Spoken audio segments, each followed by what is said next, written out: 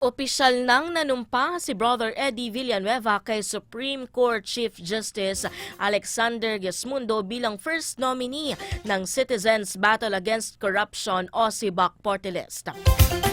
Ninais si Brother Eddie Villanueva na manumpa kay Chief Justice Gesmundo bilang may pinakamataas na non-political na posisyon.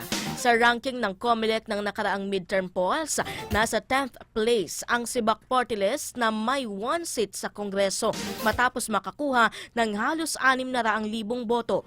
Hangad ni Brother Eddie na maibalik sa posisyon bilang Deputy Speaker for Good Governance and Moral Uprightness para otomatikong maging ex-officio member sa lahat ng standing committee ng Kamara at makilahok sa mga objective na diskusyon.